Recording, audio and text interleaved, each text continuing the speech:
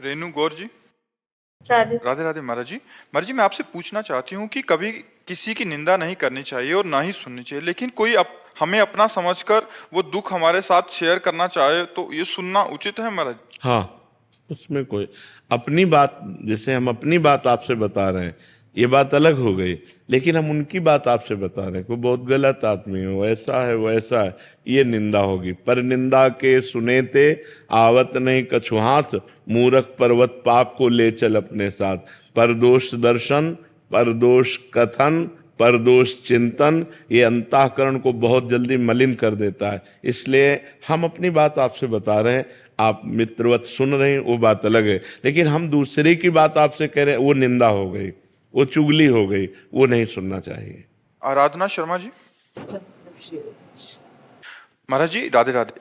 महाराज जी, जिन्होंने हमारे साथ कुछ बुरा किया हो, कोई कर ही नहीं सकता, हमारा कर्म ही हमें बुरे परिस्थिति में डालता है।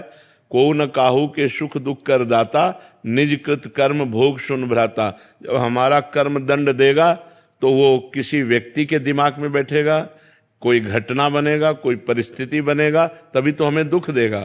तो कोई व्यक्ति हमें दुख नहीं देता, हमारा कर्म उसकी बुद्धि में बैठकर हमको दंड दिलाता है। इसलिए हम किसी को बुरा ना कहें।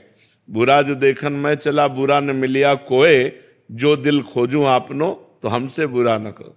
तो हमारे द्वारा जो बुरे आचरण हुए वही किसी व्यक्ति वस्तु स्थान में घटना बन करके हमें दुख देते हैं। सिद्धांत की बात है, जो आध्यात्मिक सिद्धांत की, मनमानी तो कुछ भी बोलो, आध्यात्मिक सिद्धांत की बात यह है कि अवश्य में वो भोक्तव्यम कृतम कर्म शुभाशुभम, जो हमसे शुभ और अशुभ कर्म हुए वो हमें भोगने पड़ेंगे।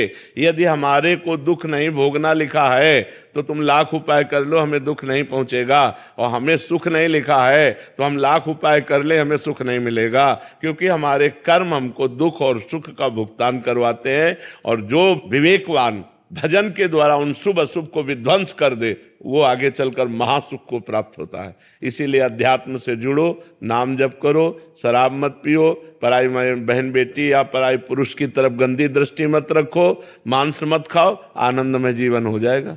मनमानी आचरण करोगे तो फिर कौन किसको दुख देता है? अपना कर्म ही अपने को दुख देता है।